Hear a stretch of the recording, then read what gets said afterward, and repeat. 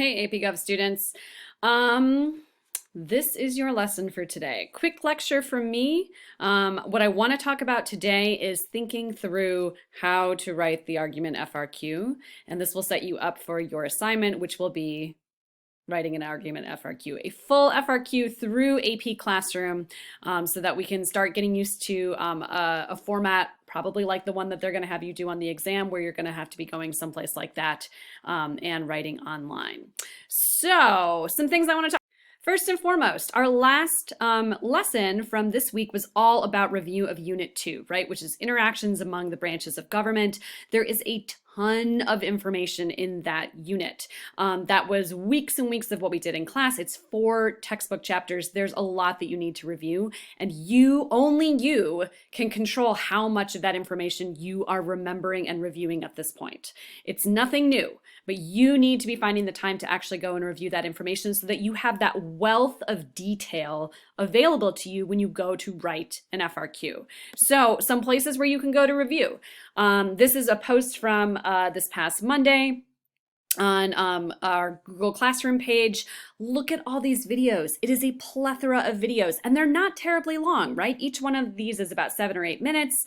This is a whole page. If I were to go to this page, it is just a whole bunch of information about all of these different things. So if I need more detail, there's things I can look at in PowerPoint in addition to in video, right? So there's tons and tons of resources available there for you.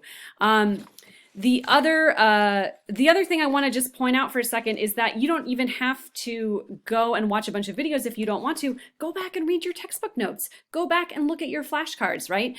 Go back and look at the foldables that we created in class together to go through some of these details about, like, what are the major clauses of the Constitution? What are the amendments? So that you have that information at your fingertips. You can literally have it at your fingertips for the exam, right? You can have things available to look at as reference points when you're writing the exam. So if you need to create something that looks like this, right? That's upside down.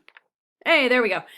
Just kind of a review guide for yourself for, like, what are the formal and informal powers of the 3 branches of the federal government? How am I going to keep track of those? Maybe I need to highlight some vocabulary terms so that I remember what those are. Do it, make it. You don't have to print it. It doesn't have to be pretty. No one has to look at it but you have to have this information. So that is my impassioned plea to keep reviewing. You got to know this stuff. And the reason why you have to know it is because you have to write about it, right? We'll talk about the concept application FRQ later, but I really want to focus on the argument FRQ today. This is a graphic that I have stolen from Jennifer Hitchcock, who's the AP Live instructor that College Board is using for their AP Live sessions. And I think that this is a really helpful way of thinking about how to write the argument FRQ. I put this in one of my lessons earlier this week, but based on the FRQs that I got about should the federal government or the state and local governments be taking the lead on dealing with something like coronavirus, I'm sensing that perhaps some of you did not really look at this very closely. So I want to talk about this first, and then I want to talk about what I've seen in some of your responses. Basically, what you want to think about here is the 7 points that you're going to earn, right? You got to have a thesis. That is going to be kind of your gateway from getting 1 or 2 points for just knowing some things, right? If you just name check Brutus 1 or name check something out of the Constitution and it's relevant to the prompt, that can get you 1 or 2 points. 1 if you do it once, 2 if you do it twice. But the thesis is really the key to unlocking all of these other points, right? Because if you are choosing evidence that doesn't support an argument, a clear, specific, detailed, opinionated argument of yours about whatever the prompt is, there's no way to get these other points. The second so this is points 1 and 2 up here at the top, right? So for relevant to the prompt, the thesis is an additional point, so that's up to 3 points. Points 4 and 5 are, what is the logical connection between whatever it is that you talked about in your evidence and the thesis? If you just talk about it, but it has no connection to the argument that you're making, or you don't make that connection clear to your reader, you don't get the point.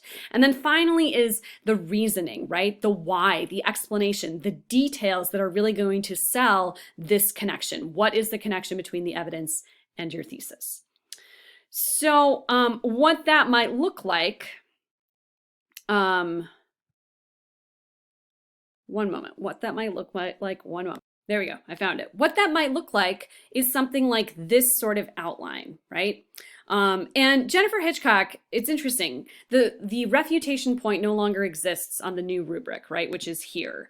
So it's a 7-point rubric. You get a point for thesis. You get up to 4 points for evidence. That's what I was just talking about on the last picture I showed you. 2 points for reasoning. You don't have to do the refutation. But the argument that Jennifer Hitchcock has been making is that if you come into this with a complex thesis, right, where you say, you know, here, usually they're going to give you 2 options, right? Should it be the state? Should it be the federal government? You want to kind of brainstorm both. And then based on where you see better connections in your evidence, that's the argument that you want to go for. So if you use this as an outline, right? This is about the amendment process for changing the Constitution. If you want to, 2 options, either you can make that process easier or you should leave it alone. And then you would go through and kind of just pre-write, here's my reasoning, here's the evidence, here's what I have to say about it, right? And then second piece of evidence and second piece of commentary. This then can drop into a thesis outline where you start with your counterpoint, basically start with the counter argument. While some people might say that the federal government is better equipped to handle the coronavirus crisis, however, the state governments are really the ones who are better equipped to do that because of these specific reasons, right? So you start with your counterpoint, while some people might say this, then you have some reasoning about that, then you restate the prompt. I think this is an important kind of way of thinking about how to write a strong thesis for this, because you don't want to just restate the prompt. But one of the things I'm seeing in some of your writing is that I think we're not reading the prompts very closely, and we're straying into just long narratives that are not earning any points because they're not actually answering the question. So if you make a restatement of the prompt part of your thesis, then that gets you closer to writing an essay that's going to be laser focused on that particular topic. Then you make your point, your argument, right? And then you would include your reasoning. So if I were doing this, I can't access this document. Actually, one second. Let me give you a test drive of this. Okay, so I've found the prompt that she was talking about, and I'm gonna walk us through how this would look in an outline, right? So if this is your prompt, the framers believed that a constitution was necessary to create a stable political system that would protect individual rights. However, understanding the need for political change, they included a process to amend the Constitution. Develop an argument that takes a position on whether the process to amend the United States Constitution should be simplified. Here's how you would go through it, right? Counterpoint. Let's say I want to say, my answer to this would be no, right? That I do not think it should be simplified. The counterpoint would be the process of amending should be simplified because the Constitution needs to change to keep pace with the times, right? Maybe there are some changes that need to happen right now to the Constitution. So this would be maybe something that people would argue. Then you're going to restate the prompt, right? Use it, what was the prompt? Develop an argument that takes the position on whether the process to amend the Constitution should be simplified. The process to amend the Constitution should not be simplified, right? That's the point that I want to make because it's a big deal. It should take a long time and lots of consideration, right? So you'll notice that this is pre-writing. That took me, I don't know, a minute. And it's not a thesis yet, but now I have my roadmap, right, of what the rest of my thesis could look like. So if I were going to turn this into a full thesis, I would just kind of take these chunks of information, maybe even copy and paste them. I'm just going to type because that's how I roll, and then turn it into something that is a full introductory paragraph. This is the other thing I want to emphasize for your writing. So, while some argue that the process of amending the Constitution should be simplified because the Constitution needs to keep pace with the times, This is incorrect. The process to amend the Constitution is appropriately long and convoluted. This is another way, by the way, of me making my point here that it should not be simplified. I'm restating the prompt. I'm kind of putting it in my own words. And if I stopped here, assuming I spelled these words correctly, ooh, I love this new little Google Docs word correction tool. It's really fast. If I stopped here, period, this would not earn the point yet because I'm missing the magic word, right? The magic word in a thesis is because. The process to amend the Constitution is appropriately long and convoluted because the Constitution is the highest law of the land, and as such, it should take lots of time and consideration. We should take lots of time of consideration in changing it. I might even want to add one more sentence here, right? Like, what do I really mean by that? A hasty change to the Constitution could inadvertently set up negative precedents for generations of future Americans. And that would be bad, right? Okay, so let's say that's my introductory paragraph. That is a solid thesis. It's a complex thesis, and it's going to hit that. It's going to get the point, right? Because I have that magic word in here of because. I don't think you need to put this in bold when you're writing, but I'm going to do it for you.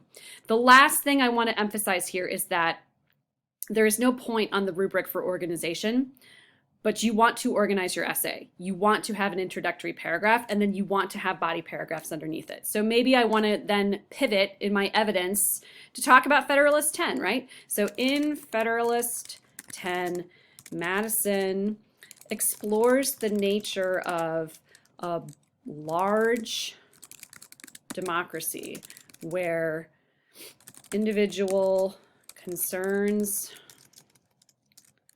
are diluted across the whole country. And then maybe I want to go on to talk about why he thinks that's a good thing, right? It kind of tempers the passions of the American people. It makes for a more thoughtful government. And for me, that I would loop that back to my argument that it should take a long time to change the Constitution for these same reasons, right? We want our government to be really thoughtful. Now, what I've noticed in some of your writing was that this wasn't broken out as its own paragraph. It was just kind of a blob. I really would caution you against doing that. I think you have to write this in maybe 3 or 5 paragraph format so that your reader knows exactly like, oh, this whole first paragraph, this is where the thesis is. Boom, I can check off that point. Oh, look, here's where they're talking about evidence, right? So here I'm giving them a point already for evidence for one of the required documents. This seems like it is relevant to the prompt. It maybe hasn't connected to the thesis yet, right? I'm still missing that from what I've written so far, but it's going to get me on my way to earning that second point. Please, please, please, please organize your writing. I want to see body paragraphs. I do not want to see any of your evidence in that introductory paragraph. I think it is going to distract you from the thesis that you're trying to make, right? Remember, we want that laser focus on answering the prompt. And I think it's going to make it harder for your reader to give you those additional points. So bearing all that in mind, I would like you to now go to AP Classroom, take the assigned FRQ. It is about Unit 2. It is about impeachment. If you want to have your textbook open to the definition of impeachment to remind you what that is, go for it. Go for it. Don't quote it, right? Everything needs to be your own words, unique to you. But you can use those resources. Use this video as a resource, use that outline as a resource, write me something amazing, and we'll talk again soon.